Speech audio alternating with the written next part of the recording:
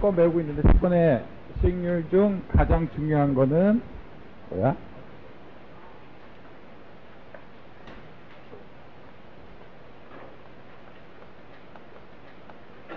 만기 수익률.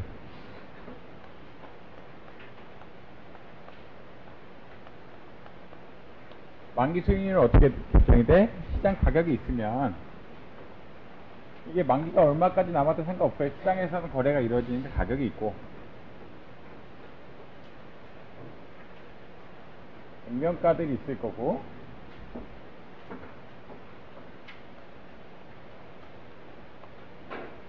최종 시점에 받는 내가 받는 원금 있겠죠. 그러니까 EQ하고 액면가가 있을 텐데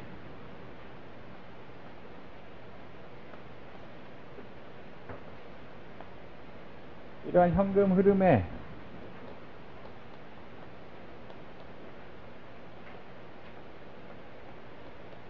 시간 가치를 그러니까 이런 현금으로의 현재 가치를 현재 시장에서 거래되는 가격과 같게 해주는 것이 만기 수익률. 이게 정의였고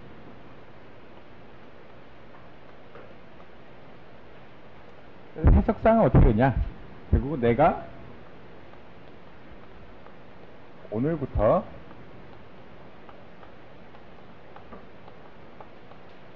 만기까지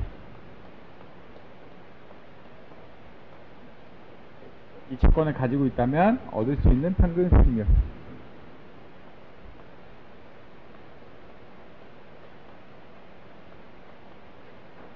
평균 수익률.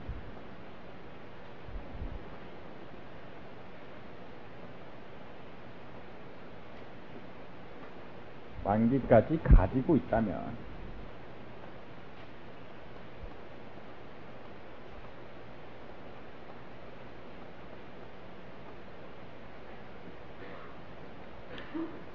과하게 빠졌네. 가지고 있다면 얻을 수 있는 평균 수익률이다. 평균 수익률이 높고 좋지 않습니까? 근데 꼭 그런 건 아니야. 그때도 얘기했어요. 왜? 얘는 내가 만기까지 무사히 가지고 있으면 무사히 만기까지 보유할 수 있으면 이만큼 수익률이 난다는 거예요. 많은 경우 만기까지 보유하지 못해. 왜냐면 기업이 망할 수도 있고 등등등등 여러가지 이벤트들이 있어서 만기까지 보유할 수 없다. 그래서 수익률이 높다는 얘기는 그만큼 위험이 크다는 얘기랑도 비슷한 얘기라고 해석할 수 있어요. 만기까지 못 가지고 있으니까 가격이 낮겠지. 이유가 뭐가 있겠어. 그 다음에 이거를 공식으로 쓴 게 있어요. 공식으로 쓴 거 잠깐 볼까.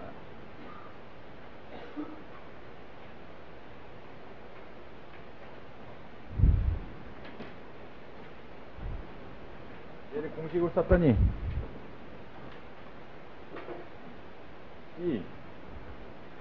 요거 폰에 YTM 분의 1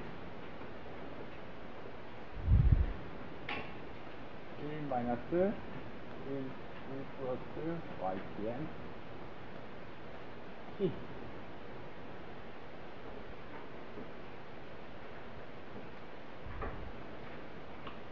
더하기 액면가를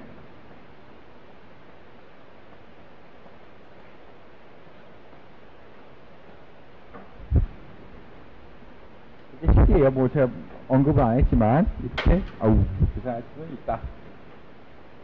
근데 만약 C는 뭐야? 쿠폰 X니까 액면가에 얼마라고 해석할 수 있겠죠. 액면가에 몇 프로? 액면가에 얼마? 그래서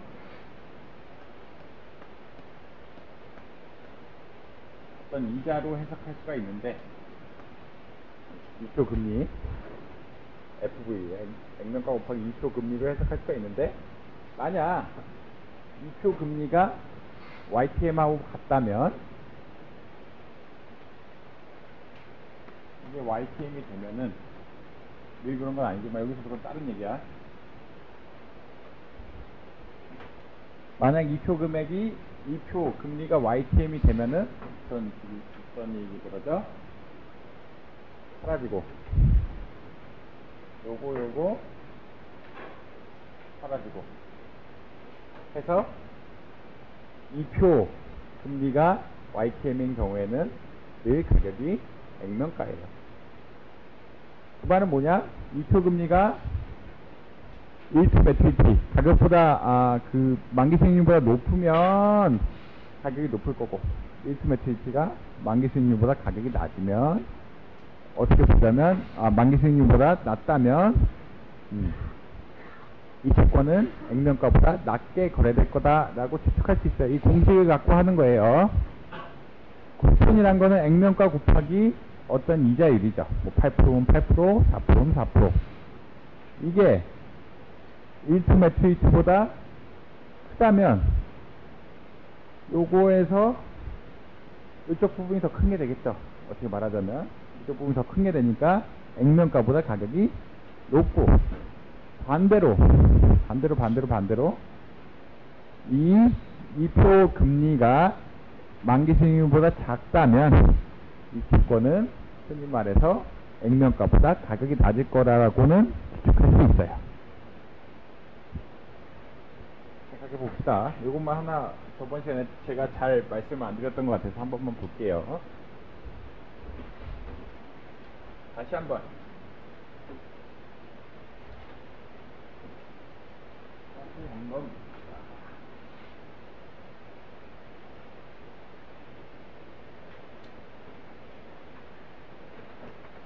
쿠폰이란 건 어떻게 결정돼?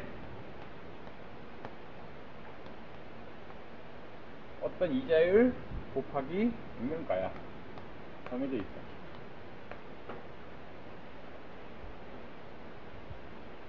그래서 여러분 저 식을 다시 쓰면은 만기 수익률은 어떻게 돼?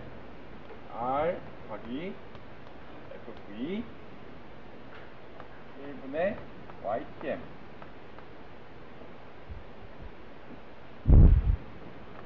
1 마이너스 1 더하기 YTM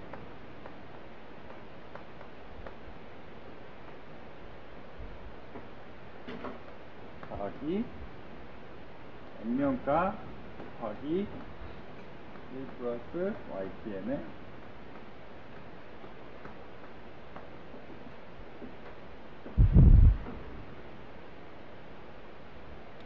아까의 경우는 R하고 YTM이 같으면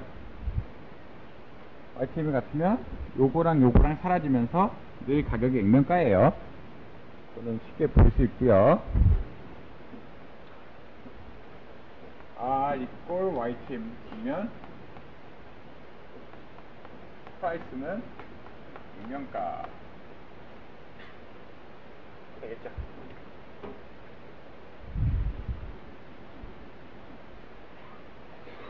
근데 만약 R이 YTM보다 크다.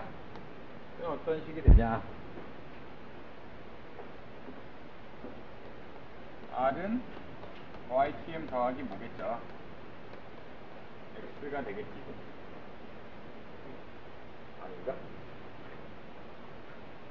만약 이표 금리가 YTM보다 크다면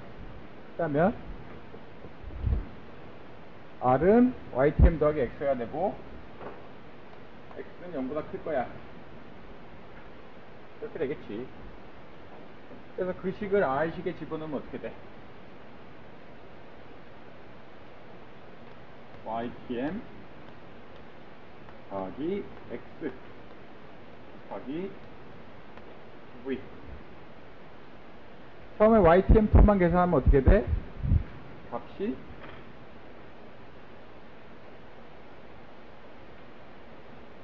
처음에 YTM 이 부분만 계산하면은 쫙 계산하면 뭐라 그랬어? 자동적으로 차 부분만 계산하면 차 이꼴 액면가.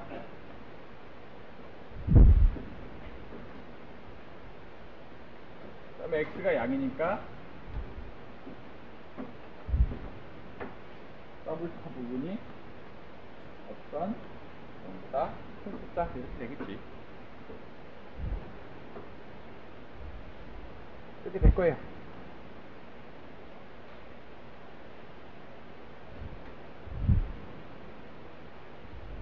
그리고 그 원천은 어디야? 2표 부분에서 나오는 거겠죠. YTM 하면은 얘 없어져서 액면가만 나오는 거고, X가 있기 때문에 더 많은 부분의 소스는 어디야? 요 2표에서 할인한 부분에서 나오게 된다. 그래서 2표를 많이 할인받으면 받을수록 뭐 효과가 누적되게 되겠죠. 만약 X가 0보다 작다 그러면 더블스타 부분이 0보다 낮아지게 되죠. 별로 어려운 계산 과정 아니에요. 무슨 말인지 알겠죠? 만약 YTM만 넣으면 어디가 사라져? 제가 사라지는 거 보여주면은 얘랑 사라져. YTM 계산하면은 남는 건 X고, X 곱하기 FV 1 더하기 YTM 1 마이너스 1에 1 플러스 YTM의 T승, 뭐 요것만 남아서 적절하게 계산이 된다. 하여튼 그래서 2표 금리가 만기 수익률보다 크면은 가격이 늘 액면가보다 크고, 2표 금리가 만기 수익률보다 작으면 가격이 늘 액면가보다 작다. 죄송합니다. 2표 금리가 아예 맞습니다. 2표 금리가 만기 수익률보다 작으면 가격이 액면가보다 작다. 그래서 정리하자면 하나의 프로퍼티인데, 여기서 R이 YTM이면 채권 가격이 뭐야? 액면가고, 한마디 요약하자면 뭐 보여줄 필요 없겠지만, 2표 금리가 액면가보다 크면은 가격이 액면가보다 높고, 2표 금리가 액면가 만기 수익률보다 작으면 이런 식의 세 가지 성질이 성립하더라 라고 볼 수 있어요. 네, 한번 정리를 해드린 거고요.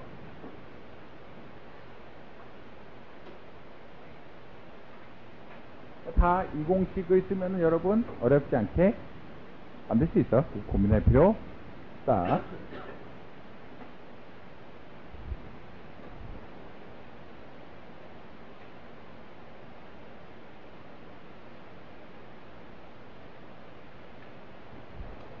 그래서 이런 성질이 유도가 되겠죠. 뭐야?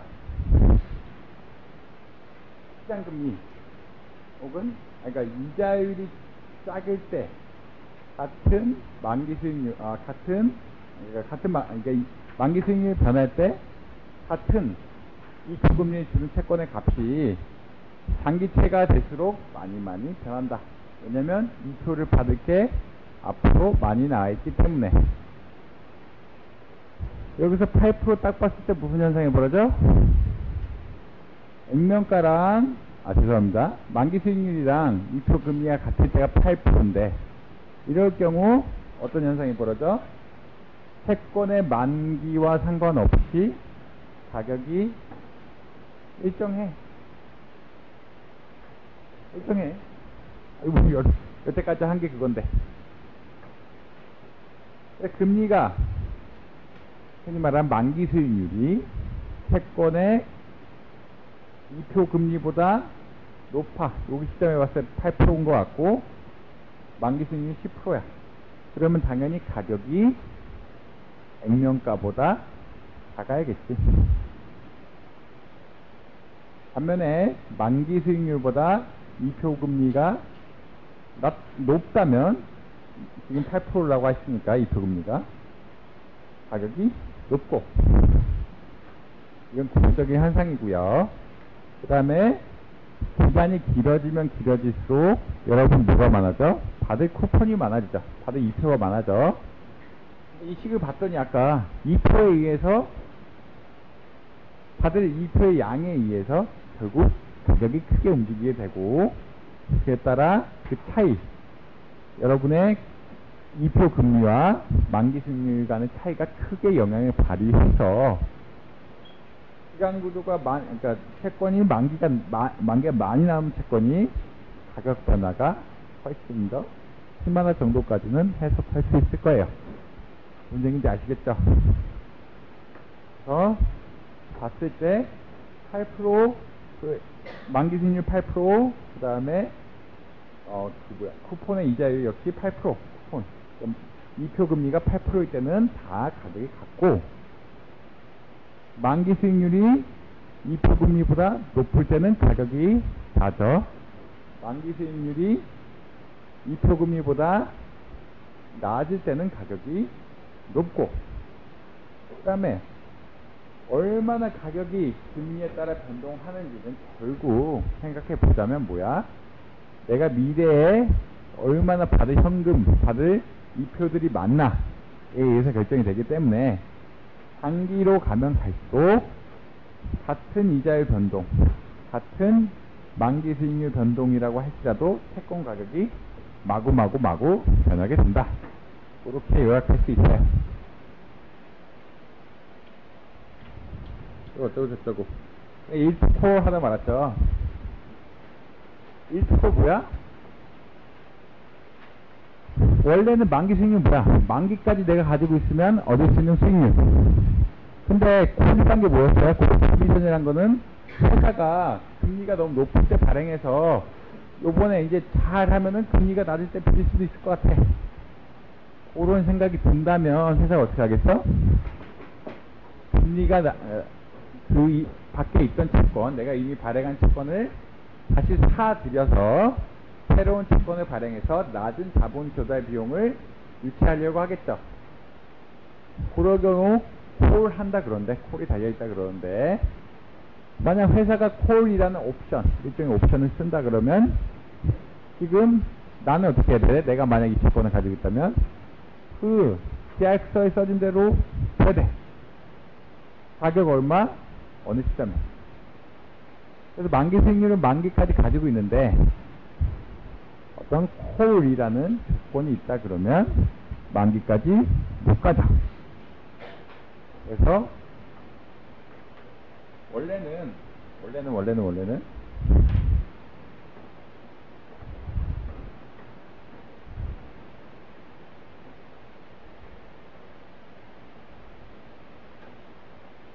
만기 수익률이 어떻게 결정돼? T 플러스 YTN T는 1부터 만기까지 액면가 1 플러스 YTN T. 여기서 말한 T는 만기야. 이게 일반적인 만기 수익률의 정의인데, 콜이 있으면 어떻게 바뀌어? 콜 투 1투 콜을 구하는 건데, 콜 하게 되면 어떻게 바뀌어? 나는 내 채권을 콜 할 때까지밖에 못 소유해. 왜냐면 회사가 불러드릴 거니까.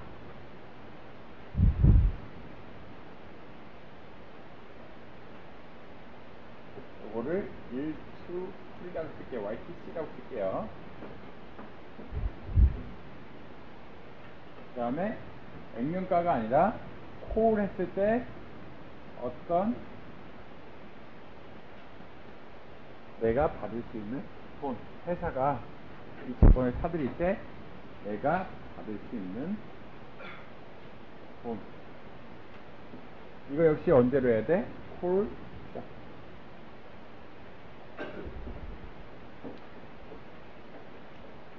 일반적인 채권이었다면 어떻게 해? 나는 채권을 만기까지 어떻게든 끌고 갈 수 있어. 그렇다면 내가 기대하는 평균 수익률이 이만큼인데, 회사가 콜 프로비전이 있으면 꼭 이렇게 된다는 보장이 없어. 왜냐면 금리가 지나치게 낮아지게 되면은 회사 입장에서는 이걸 회수하려고 하겠고, 적절한 가격을 주고, 나는 그 계약서상의 조건에 따라서 그런 회사의 정책을 따라야 돼. 그렇게 되면은 내가 받을 수 있는 금액은 FV 콜 할 때 계약서에 적힌 가격, 그 다음에 콜 시점까지, 콜 시점까지 2표는 받는 거니까 이렇게 성립이 된다. 이것도 이제 이해가 가시죠? 프리미엄 반, 프리미엄이 뭐라 그랬어? 프리미엄과 디스카운트가 있는데, 디스카운트는 뭐야? 2표 금리가 1초 매출치, 만기 수익률보다 낮아서 가격이 낮은 거죠. 프리미엄 뭐야? 2표 금리가 1초 매출치, 시장에서의 어떤 수익률보다 높아서 프리미엄이 생기는 건데, 결국 프리미엄이 생겼다는 얘기 뭐야? 2표를 굉장히 많이 주고 있다. 회사 입장에서는 어떻게 보면 매번 나가는 지출이 너무 커서 그러지 말고 다시 불러서 새로 발행하자, 이러한 의욕이 더 클 수밖에 없다 라고 보시면 될 것 같아요.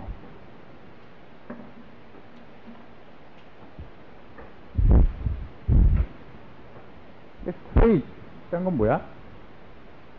트레이드 그냥 일반적인 본드예요. 콜러블은 콜 조항이 있는 본드야.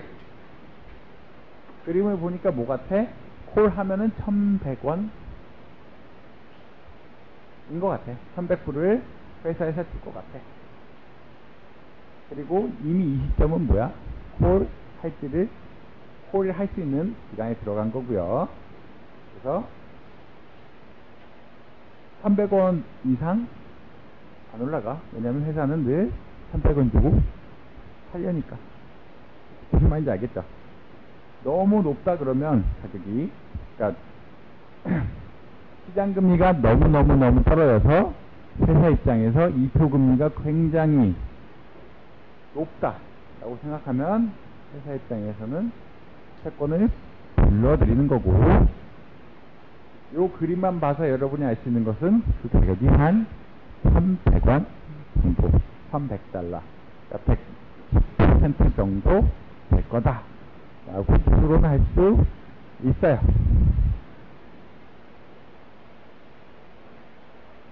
그래서 일반적인 채권의 가격은 1초 매출치가 낮아지면, 만기 수익률이 낮아지면 당연히 가격이 올라가.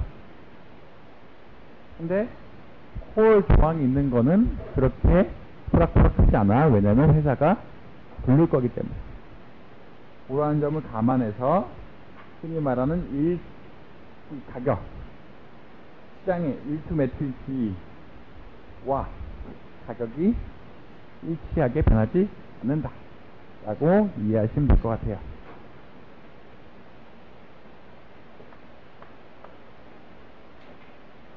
그래서 1to 콜이란 거를 배웠다 라고까지 할 수 있겠습니다. 그 다음에 이제 여러분들은 보다 현실적인 문제를 할 거예요. 여러분 채권 가지고 있어. 아니면 여러분 채권 펀드에 투자해. 그럼 채권 펀드 매니저가 어떻게 채권을 관리할까? 필요에 따라서는 만기까지 안 가져가. 여러분 이때까지 생각한 거는 만기까지 가져가거나 혹은 콜 시점, 회사에서 달라 그러면 그 시점까지 가면 어떻게 될 거냐, 그런 평균 수익률이 얼마나 될 거냐를 계산했는데, 이제는 그 문제가 아니야. 여러분 채권 펀드, 그럼 채권 거래해.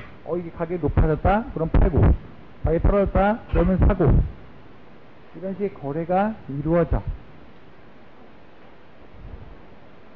그래서 보다 현실적으로 채권의 수익률이 얼마나 될 거냐, 이런 문제, 이런 퀘스천에 대해서 답을 할 수가 있어야 돼요. 그래서 여러분이 생각해야 될 거, 첫 번째, Realized Compound Return.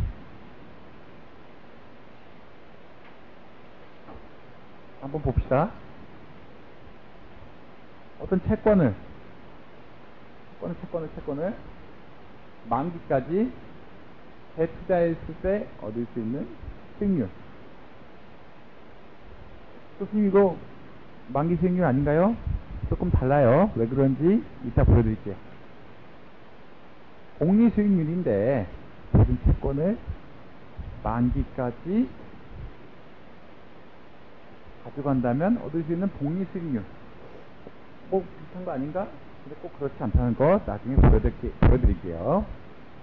그 다음에 채권을 가지고 있는데 꼭 만기까지 가지고 갈 필요 없어. 여러분 채권형 펀드 넣어놨다가 5년 뒤, 10년 뒤 결혼할 때 다 빼쓰고 또 다시 저축하고 출산할 때까지 빼쓰고 저축하고 뭐 그런 거예요. 그럼 여러분 기간에 따라, 투자 기간에 따라 또 여러가지 조건들 혹은 그 기간에 내가 얼마나 수익률을 올릴 수 있을까가 더 중요한 이슈일 수도 있어. 이거를 호라이전 애널리시스라고 합니다.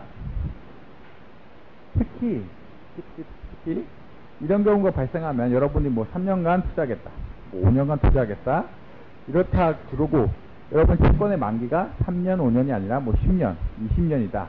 이렇다면은 여러분들은 흔히 말하는 reinvestment rate risk를 적게 된다. 왜냐하면 이자의 변동에 따라 여러분 쿠폰, 이자 받은 거에 대한 투자가 조금씩 달라지기 때문에 왜 그런지 한번 살펴봅시다. 모티베이션은 간단해요. 여러분 이제까지 들었던 거는 이론적인 얘기고 이론적으로 만기까지 가져가면은 이 채권의 수익률이 얼마다. 맞아. 뭐 별말 할 수 없어. 근데 여러분 그렇게 투자 안 하죠. 채권이 30년짜리라고 하지만 여러분이 사서 30년 동안 가지고 있지는 않을 거야. 왜냐면 결혼도 해야 되고 집도 사야 되고 뭐 차도 사야 되고 그러면 채권을 사야지. 그거에 따라서 내 수익률이 어떻게 되느냐 한번 찾아봐야 된다라고 보시면 될 것 같아요.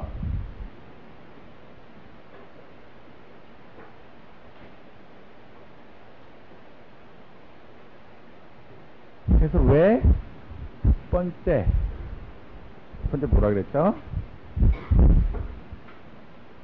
Realize, Compound Return이란 개념이 나타나는지 한번 살펴봐요.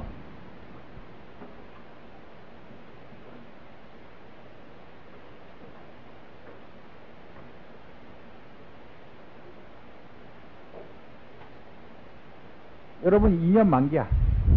현재 0 시점이고 2년 만기고 나는 2%를 받았어 오늘. 그 다음에 다음에 10% 100원 받아.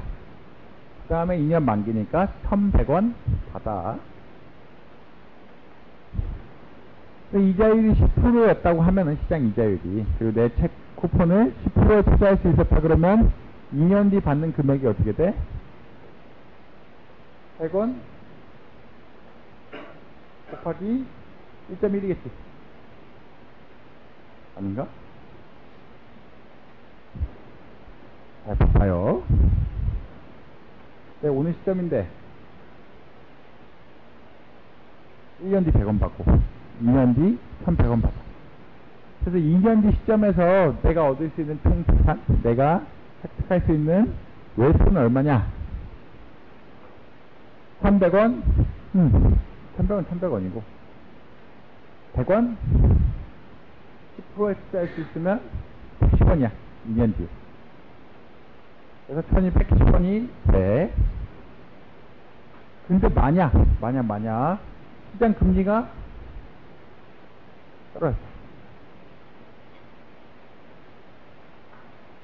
떨어져서 8%밖에 못 넣어. 그러면 나는 1100원은 그대로지만 2년 뒤 시점에서 보는 가치가 100원 중간에 받은 거는 100원 곱하기 1.08 해줘야 돼. 그래서 1208원 그거밖에 값이 안 된다. 그래서 시장 이자의 변동에 따라서 나는 내가 실제 손에 쥐는 돈은 바뀌게 돼 있어. 교수님, 그러면 만기 수익률은 어떻게 된 건가요? 만기 수익률은 결정적인 가정을 하나 해. 뭔가죠? 내가 계속 그 만기 수익률로 이 2%에 대해서 투자할 수 있다 라는 가정을 해. 무슨 얘기인지 아시겠나요? 만기 수익률 결정할 때 여러분의 암묵적인 가정은 뭐야? 얘를 YTM만큼 투자해. 그냥 그만큼 수익률. 매번 쿠폰 받은 것을 만기까지 YTM 수익률로 투자할 수 있다 라는 가정이 깔려 있어. 실제는 어떠냐? 꼭 그렇지 않다. 한번 해보면 알겠죠.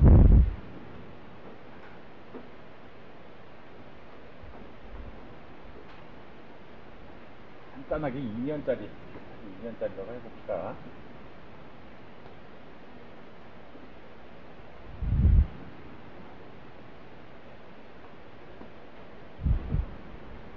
내가 2년 뒤에 가치 이거 구하려면은 여기다가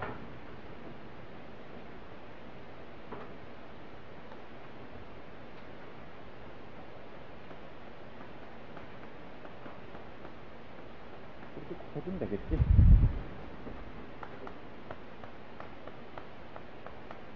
비슷한 식으로 풀고 있는 거예요. 내가 2년 뒤에 미래 가치를 구한다고 하면은 그냥 2년 뒤에 FB가 1원이 되니까 곱해주면 돼. 그러면 어떤 식이 결국은 나오게 되느냐?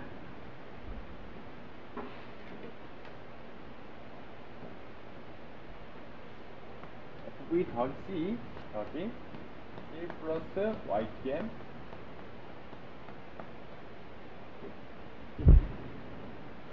첫 번째 받는 거, 그 다음에 두 번째 받을 2표, 그 다음에 마지막에 액면. 그래서 내가 이거를 결국 이 가격이란 것은 2년 동안 요만큼 수익률을 낼 수 있다라는 개념으로 해석할 수 있어요. 다시 한번 볼게요. 아까 제가 뭔 일을 했죠?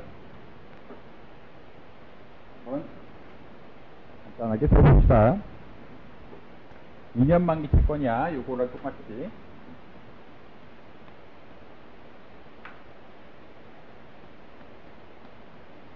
YTM을 구한다면 가격 이퀄 C 고 플러스 YTM 한번 C 받고 플러스 YTM 되고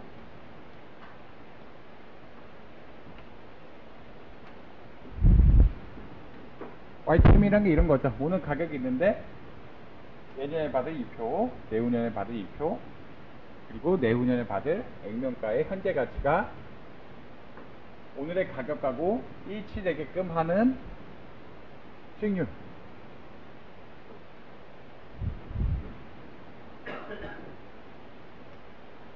그렇다면 2년 뒤의 가치에 대해서 한번 생각해 봅시다. 2년 뒤 액면가가 1원이니까 제곱을 곱해줘야겠지.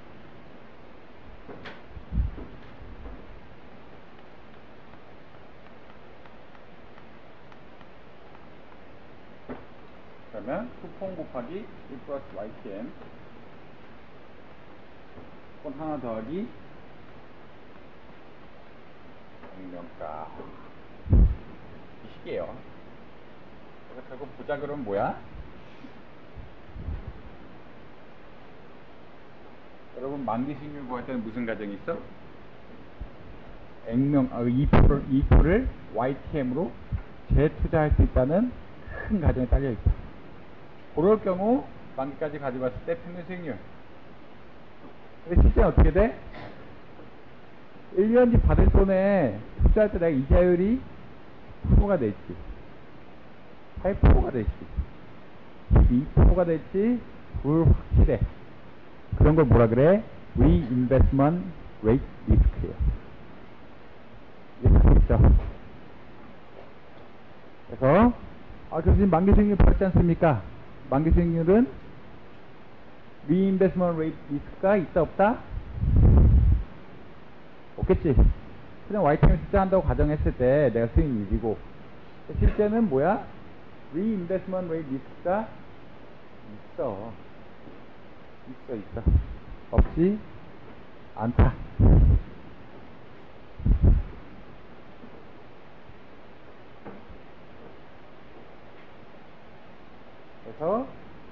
A2 매트리스는 암묵적 가정 하나 깔고 있다라는 걸 잘 기억해 주세요. 그래서 A2 매트리스 기본적으로 평균적인 수익률인데 리인베스트먼트 레이트 리스크가 없고 채권을 만기까지 가져갔을 때. 근데 여러분들이 이제 호라이즌 아날리시스를 하려고 그러면 어떻게 해야 돼? HPI 어디서 봤죠? Holding Period Return. 특정한 투자 기간에 리턴들을 계산할 수 있어야 된다 까지 할 수 있을 거예요. 그거는 뭐에 크게 영향을 받아? 내가 나중에 채권을 팔아야 되니까 팔 시점에 채권 가격에 역시 크게 영향을 받는다 라고 해석할 수 있어요.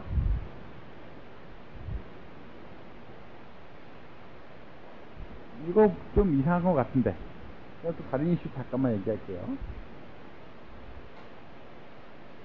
기본적으로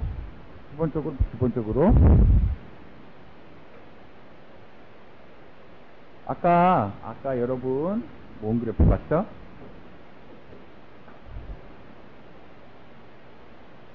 한번 돌려볼게요. 같은 채권인데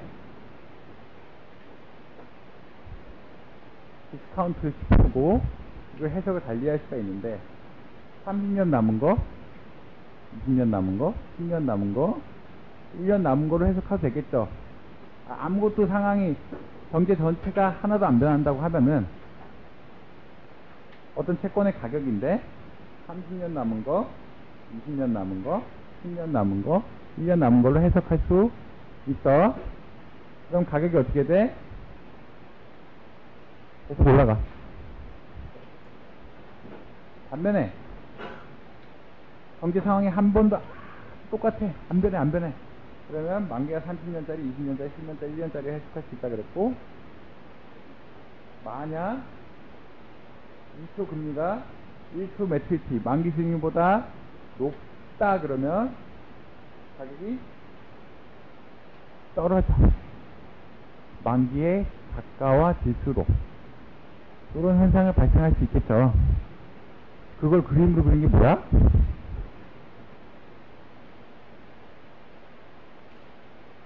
이거 경기가 안 변하고 특별히 변한 게 없어. 그럼 어느 시점부터 아까 저 채권 생각하면은 디스카운트 본드야. 액면가 당연히 똑같고 이표금이 똑같고 만기 수익률이 전혀 안 변해.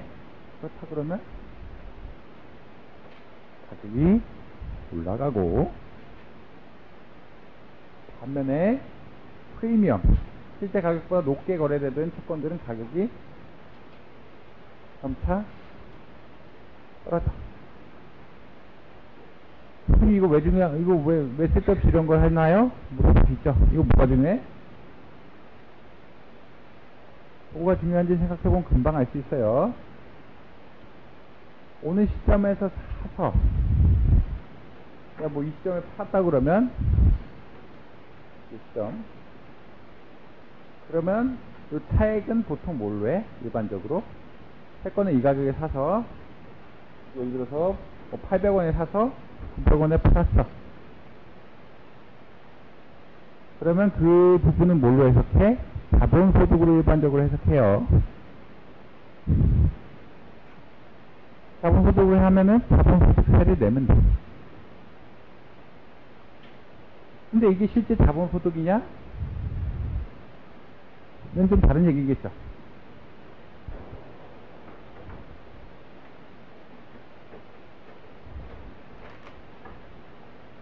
논지를 정리해 볼게요. 채권 이슈들이 조금 있어가지고 논의 잘 해봐야 됩니다.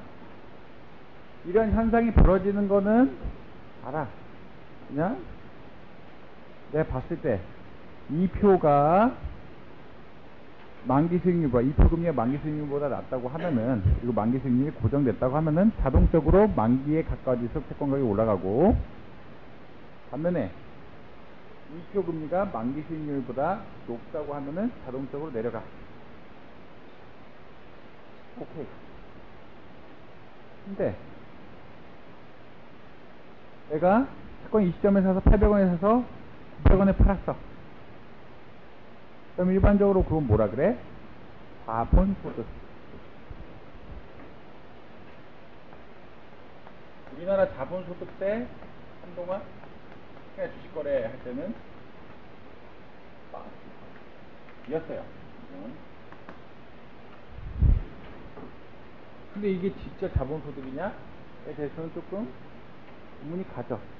왜냐면 그냥 자동적으로 올라가는 거야, 얘는. 나는 모든 사람들이 이 채권은 자동적으로 올라가는 걸 알고 있고, 가격이 실제 가치가 변해서 올라가는 게 아니라 뭐와의 뭐의 구조? 이표 금리와 만기 수익률의 구조에 따라서 자동적으로 올라가게 돼 있어. 이표 금리를 받으면 어떻게 돼?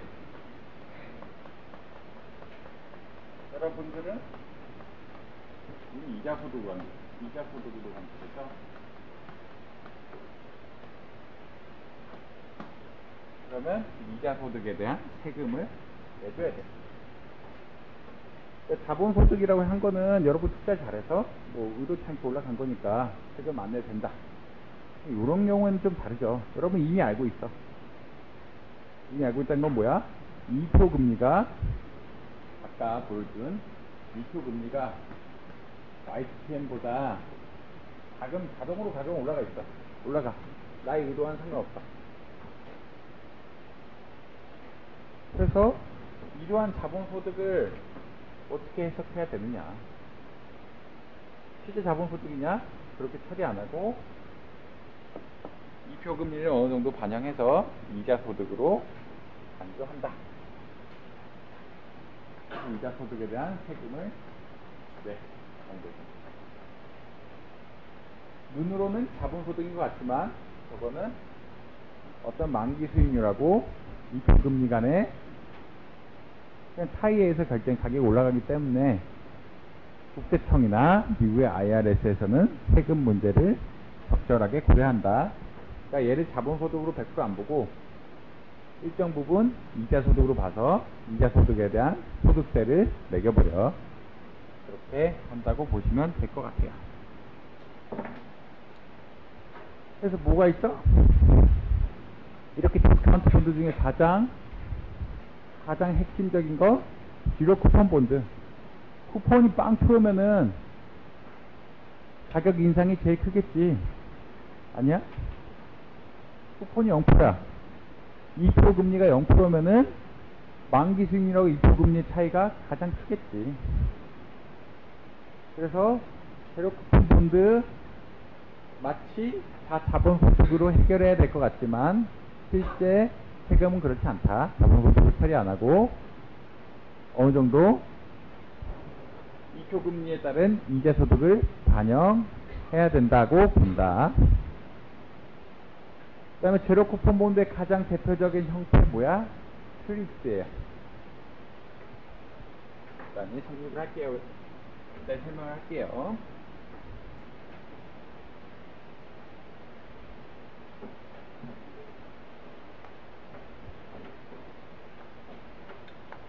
내 채권은 30년간 가지고 있어. 정부 채권이야. 미국 정부 채권인데 6개월 한번 봐. 12개월 8개월 그래서 30년이니까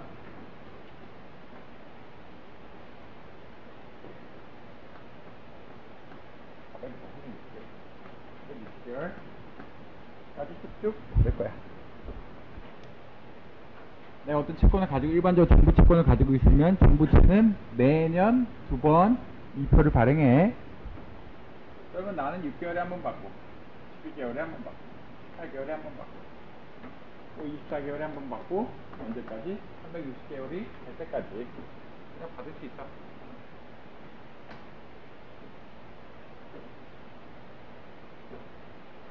근데 나는 뭐 생각해봤더니 내가 어떻게 뭐 미리 돈을 땡겨 써야 될 필요가 있어. 6개월에 받지만 3개월째 뭐 내가 돈이 좀 필요해. 근데 이 채권 팔기는 아까워. 내 3개월 시장에 뭐가 일이 생겨가지고 돈이 좀 필요해. 근데 이 채권 팔기는 아까워. 그럼 뭘 팔아?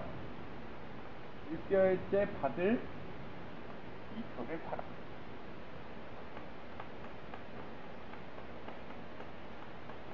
이표를 쭉 껴갖고 팔아. 6개월째는 네가 돈 받아. 이렇게 해버릴 수 있겠죠? 대신 나한테 얼마 줘? 아, 그것도 모자라면 12개월째까지 팔아. 당장 내 돈이 필요하니까. 18개월째까지? 아, 돈이 모자라. 뭐 이렇게 해서 하나하나 쪼개 팔 수가 있다. 뭐야? 특히 정부채권에서 많이 하는데, 정부채권에서 이표가 있겠죠. 이표를 쏴버려. 필요에 따라서 내 돈이 필요하거나 혹은 여러가지 이유에 따라서 만기를 맞추라든지 뭐 여러가지 이유가 있어요. 다른 사람이 요구를 한다든지 뭐 여러가지 이유가 있어서 쪼개서 쏴버려. 이거를 separate trading of registered interest and principal of securities 라고 얘기해요. 받을 돈을 팔아버려. 옛날엔 못했는데 지금 가능하다. 근데 얘는 뭐야? 얘는 2표기 때문에 중간에 내가 다시 생각해볼게. 내가 18개월짜리 2표를 팔았어. 얘도 24개월, 죄송합니다. 24개월짜리 2표를 팔았어. 이 2표를 가진 사람은 중간에 또 다른 2표를 받아 못 받아? 못 받지. 얘는 그냥 2표야. 잘 생각해 봅시다. 내가 30년짜리 채권이 있는데 24개월째 받을 2표를 쭉 팔았어. B한테 줬어. 근데 B는 0부터 24개월까지 2표를 받은 거 여기서 0 시점부터 24개월까지 다른 2표를 받을 수 있어? 없어? 없지. 0부터 24개월까지는 못 받고 24개월째 하나만 팍 받아. 다시 말해서 일종의 24개월짜리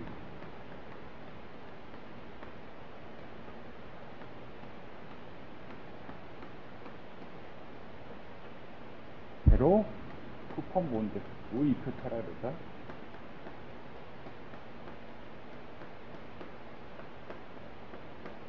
이걸 가지게 된 거죠. 해봅시다.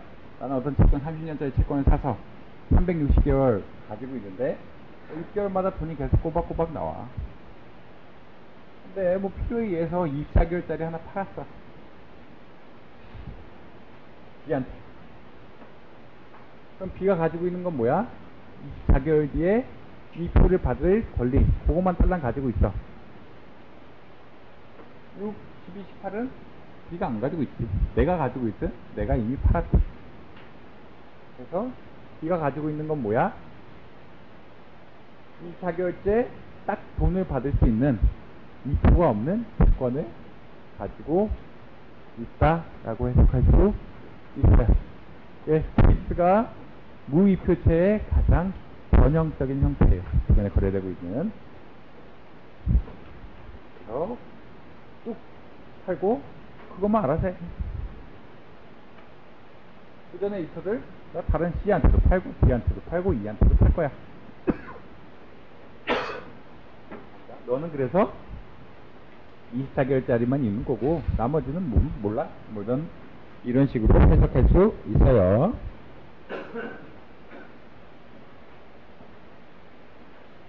그래서 무이표채 그러니까 다 팔고 네 그러면 6개월짜리 팔고 12개월짜리 18개월 24개월 354개월짜리 다 팔면 얘는 어떤 거에 되겠어? 30년짜리 무이표 채권이 되겠지. 다 팔어. 6개월에 받을 거 12개월에 받을 거 18개월에 받을 거 24개월에 받을 거 쭉쭉쭉 해서 454개월째까지 받을 거 다 팔면은 30년짜리 무이표 채권이 되는 거야.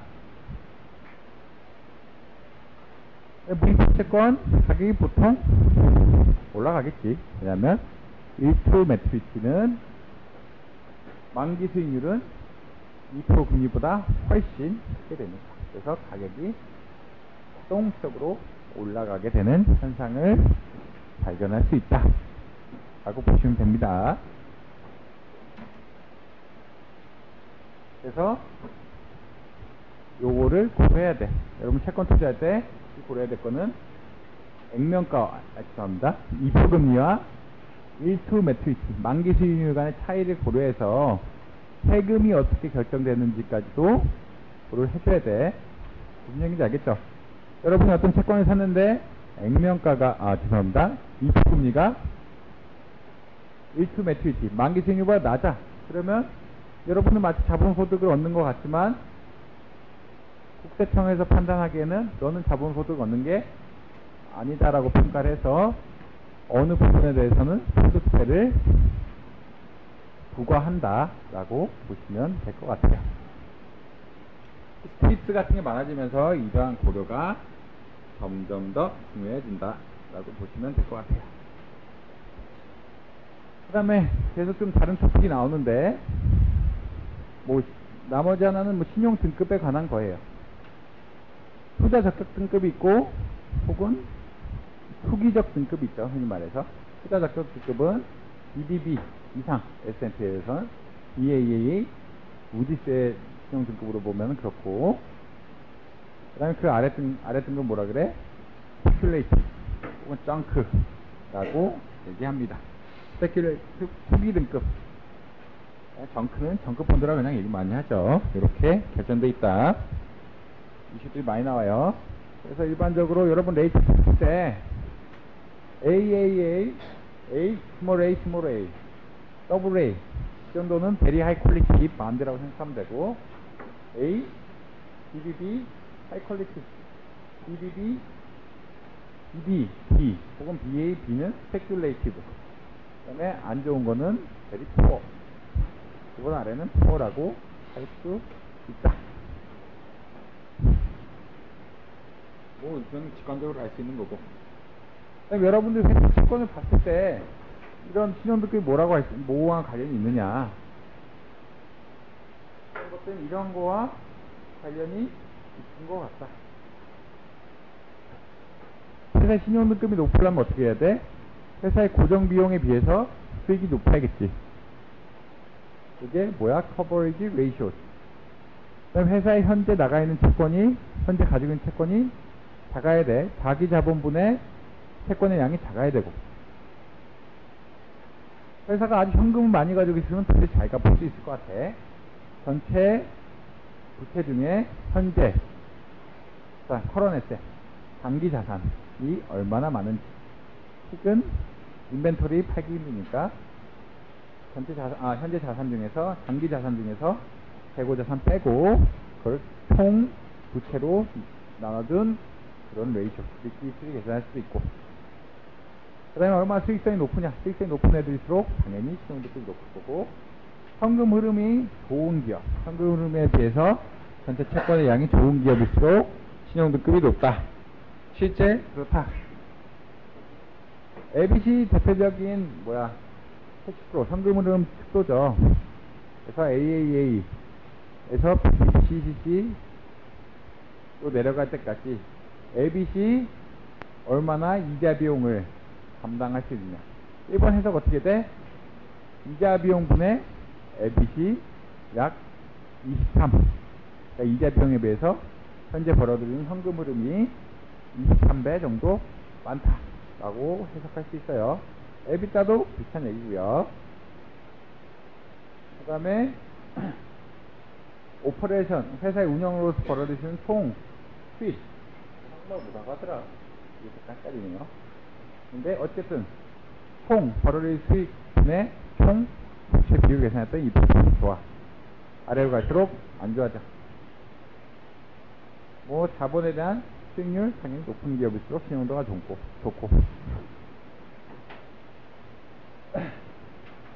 결국은 자본, 그러니까 자기 자본하고 빌린 돈 분의 빌린 돈이 작을수록 신용등급이 좋아질 거다. 이렇게 볼 수 있어요.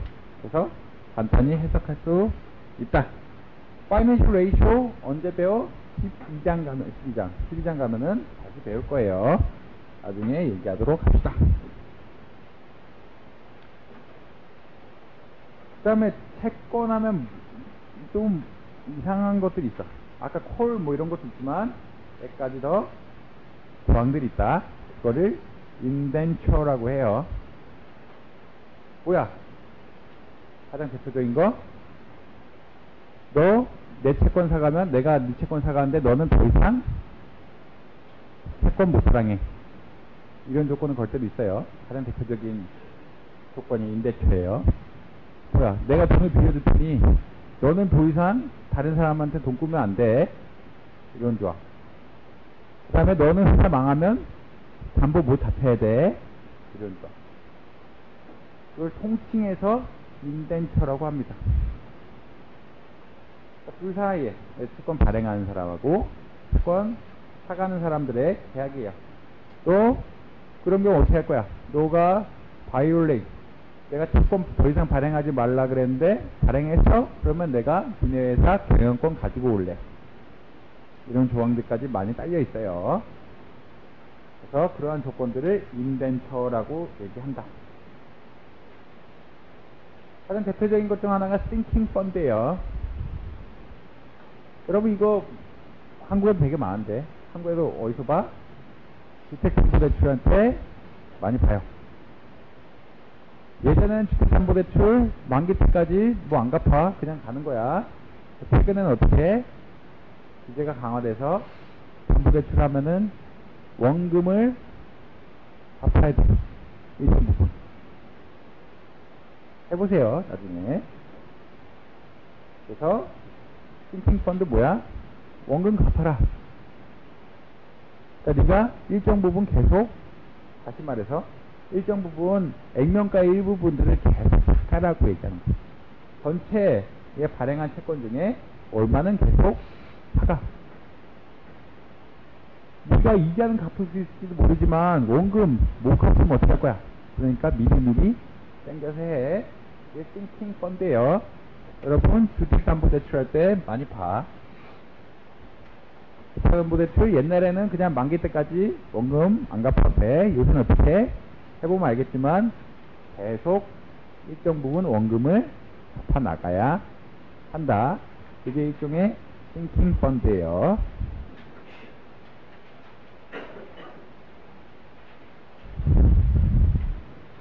그 다음에 subordinate clause 이거 뭐야? 내 채권 발행하면은 그 다음 채권은 또 발행해. 그거 오케이. 대신에 망했을 때 내가 니네 회사 자산을 먼저 가져갈 거야. 뭔 얘기인지 알겠죠? subordinate clause를 얘기하는데, 내 채권 빌려서 오케이. 너 다음 채권 발행할 수 있어. 오케이. 대신에 망할 때는 네가 발행한 다음 채권보다는 내가 니네 회사 자산을 먼저 가져갈 거야.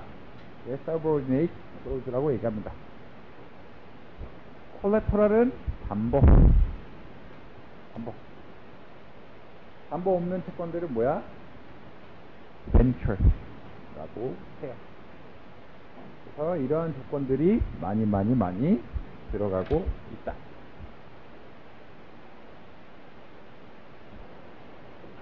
그래서 아까 그 얘기예요. 1차 매트리스 높은 게 좋은 게 아니야. 아니 뭐 좋아 보이지만 수익률이 높은 거 아닙니까? 아니다. 왜냐면 회사 망할 가능성이 높기 때문에 만기 수익률이 높은 거야. 그렇게 간단하게 해석할 수 있어요.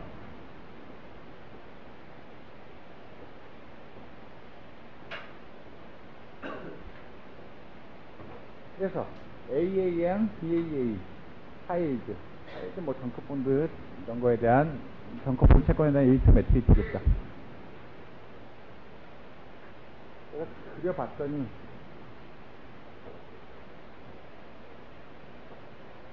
맨 아래에 있는 게 AAA겠죠. 이자율을 그려봤더니 두 번째 빨간 선이 BAA, 그 다음에 세 번째 조금 나와 있는 게 하이힐드 채권에 대한 일주인데, 일주 만기 수익률인데,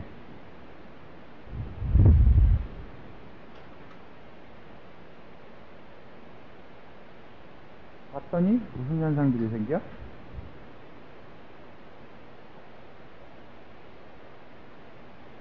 경기가 안 좋을 때 안 좋을 때 두 개 혹은 세 개의 차이가 굉장히 큽니다. 언제 경기가 안 좋았어? 2009년부터 2012년. 경기가 안 좋을 때 봤더니 차이가 되게 커져. 언제 또 커져? 82년, 10년 경기 안 좋을 때. 미국 오일샷이죠. 14년, 16년 오일샷 왔을 때. 이게 뭐냐? 사람들이 생각하기에 경기가 안 좋아지면은 안전자산에 대한 수요가 늘어서 일종의 신용등급이 높은 채권의 수익률은 낮아지고 신용등급이 좀 낮은 채권의 수익률은 오히려 올라가게 된다 라고 해석할 수 있을 것 같아요.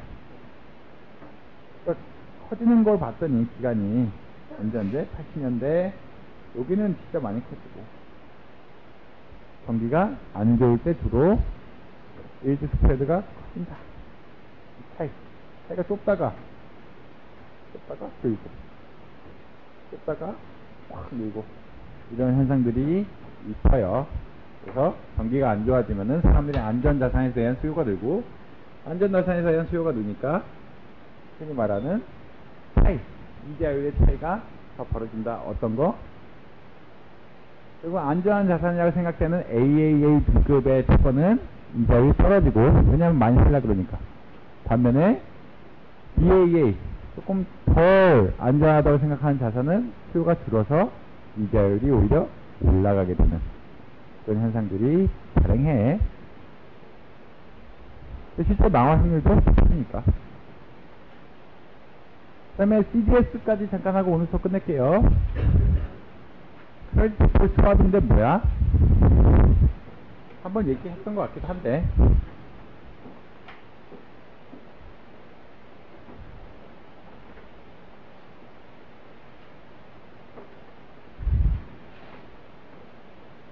A라는 회사가 있어. AIG라는 옛날에 보험회사로 봤거든. 그러면 내가 매달 100원씩 줄 테니 우리 회사가 망하면 1억 줘. 1억 너무 심하다. 만원?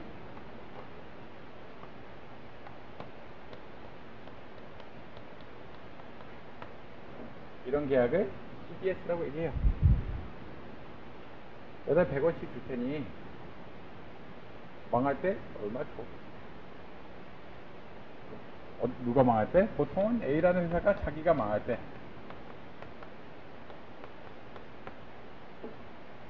그거를 크레딧 디폴트 스왑이라고 얘기해요.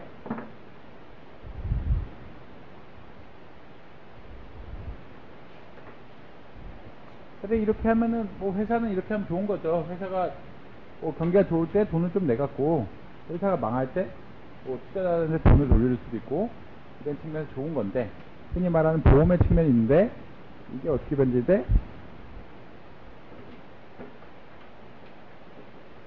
그 계약을 누가 사? 얘가 사. 근데 매달 100원 줄 테니 망하면 만원 줘라. 네가 사. 그래서 뭐 하는 거야? 회사 망하는 거에 대해서 투기하는 거지. A라는 회사가 자기 회사 망할 거에 대해서 하는 건 보험이야. 네, CD, 아무 투자자 가서 이 회사 망할 것 같아? 야, CDS 좀 사자. 내가 좀 내부자 정보가 있어. 망할 것 같아. CDS 좀 사자. 그건 뭐야? 회사의 재무 건전성에 대해서 투기한다. 이러한 성향이 있어. 그런 걸 흔히 말해서 크레딧 디폴트 스왑이라고 한다. CDS 프라이스 잠깐 봅시다. CDS 프라이스 가격이 높다는 거는 기본적으로 뭐 매달 돈을 많이 줘야 된다 라고 해석할 수 있어요. 같은 계약에 대해서 매달 돈을 많이 줘야 돼.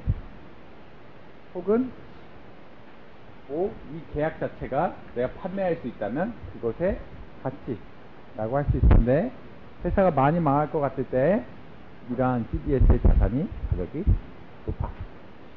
다시 아주 간단히 얘기해서, 내가 이 보험을 다른 사람한테 팔 수가 있다면 이 하늘색이 가격이 될 수가 있을 텐데, 경기가 안 좋고 회사가 많이 망할 것 같을 때 내가 이거를 팔 때 가격이 높겠지. 보험금을 타낼 확률이 높아지게 되니까. 그래서 CDS 가격 언제 높았어? 8, 9년 여기하고, 여긴 뭐야? 유러피안 크라이시스.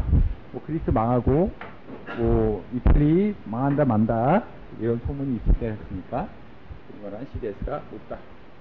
독일도 마찬가지야. 독일이니까 미국의 경기 불황 올 때보다는 언제 커? 유러피안 유럽 위기, 흔히 말하는 그리스 망하고 이태리 망할 때 더 크게 올라갔다 라고 보시면 될 것 같아요.